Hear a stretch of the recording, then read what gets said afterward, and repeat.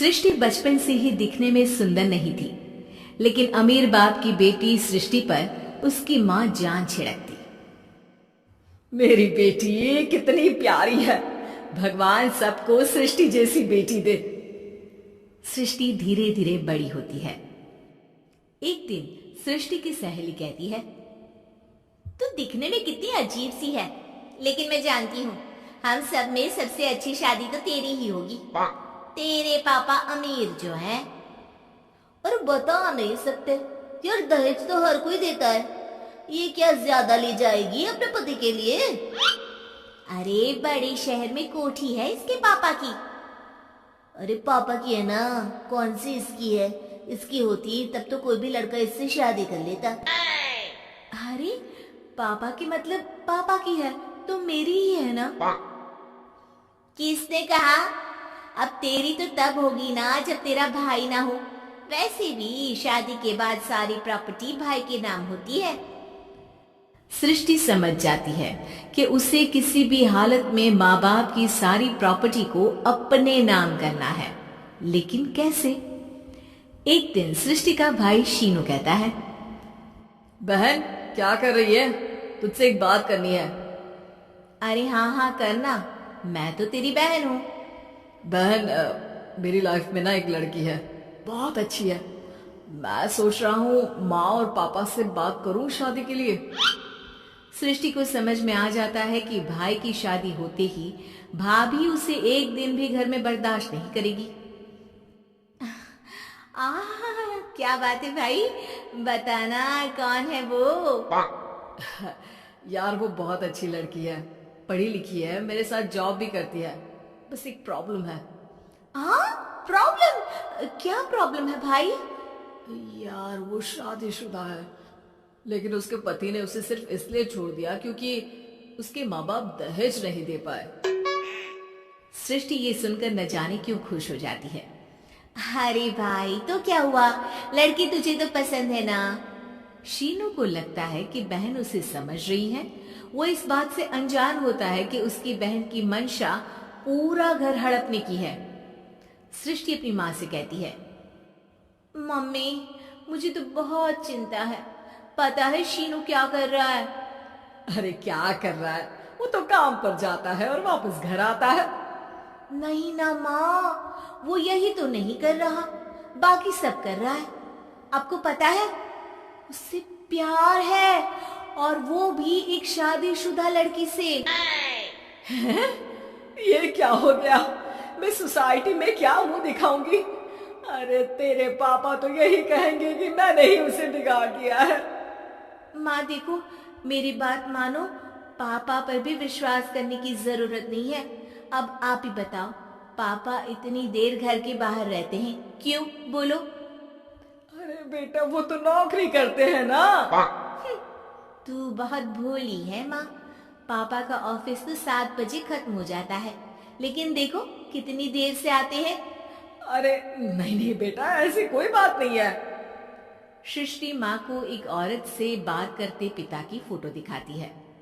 देखो माँ कैसे हैं पापा, मैं ना कहती थी कि पापा सही नहीं है। मैं तेरे पापा से बात करूंगी, दे फोटो मुझे। ओ माँ, वो तो डिलीट हो गई। लेकिन चल, तूने तो देख लिया ना, पापा से बाद में बात कर लेना। और हाँ, मेरा नाम बिल्कुल मत लेना। हाँ माँ। अब क्या था, सृष्टि के माँ और पिता के बीच झगड़ा होना शुरू हो जाता है। सृष्टि के मन में क्या चल रहा था कोई नहीं जानता था। एक दिन, माँ सृष्टि के लिए एक लड़का देखा है, वो लोग शाम को उसे देखने आने वाले हैं। और हाँ माँ, एक खुशखबरी, मैं और पापा मिलकर एक नया बिजनेस ट्राई कर रहे हैं। शाम को लड़का आता है, सांवले रंग का। सृष्टि को तो बिल्कुल भी पसंद नहीं आता। लड़की की माँ कहती है, लड़की का चेहरा तो कोई खास नहीं, लेकिन अगर मेरे बेटे को आप लोग सेटल कर दें तो मैं उसकी शादी आपकी बेटी से करवा दूं। सृष्टि को लड़का बिल्कुल पसंद नहीं था। उसे भाई पर गुस्सा आ जाता है। लड़के वालों के जाने के बाद कहती है, माँ देखा शीनू मेरे लिए कैसा लड़का लेकर आया, न दिखाने लायक न सुनने लायक, सेटल भी नहीं, वो भी हम करे। अरे माँ, मैं जानती हूँ ये मेरी शादी किसी भी घर में क्यों करवाना चाहता है। अरे कैसी बात कर रही है बहन, तूने तो देखा ना, लड़के को मैंने ही मना कर दिया तुझसे शादी के लिए। जिसने लड़का बताया था उसने उसकी बहुत तारीफ की थी। बात आई गई हो जाती है, लेकिन सृष्टि का मन शांत नहीं होता। क्या करूँ, कुछ समझ में नहीं आ रहा। मेरी शादी हो गई तो ये लोग पूरी प्रॉपर्टी शीनू के नाम कर देंगे, मेरे हाथ तो कुछ लगेगा ही नहीं। तभी सृष्टि को आइडिया आता है। वो किसी वकील को फोन करती है। जी देखिए, अगर आपके मम्मी पापा का तलाक हो जाता है तो आपके पिता की आधी प्रॉपर्टी आपकी माँ के नाम हो जाएगी, फिर उसे वो किसी को भी दे सकती है। सृष्टि अब माँ को बेटे के खिलाफ भरती है। माँ, शीनू पर नजर रखा करो, वो जिस लड़की के प्यार में है ना वो शादीशुदा है। यहाँ आएगी, सारा पैसा रुपया जमीन जायदाद सब भड़प लेगी। पापा का भी हाल तुमसे छुपा नहीं है। ऐसा ना हो कि मैं और आप एक दिन सड़क पर भीख मांगे। हे भगवान, मैं तो जीते जी मर जाऊंगी अगर ऐसा हो गया तो। ऐसा हो गया नहीं माँ, ऐसा ही होगा। अभी समय है, आगे का सोच लो। मैं तो कहती हूँ पापा से आधी प्रॉपर्टी लेकर अलग हो जाओ। पापा की आधी प्रॉपर्टी भी हम लोगों को अगर मिल जाती है ना तो अगले 7 जन्म सफल समझो। बेचारी माँ बेटी के कहने पर पति से तलाक लेकर अलग हो जाती है।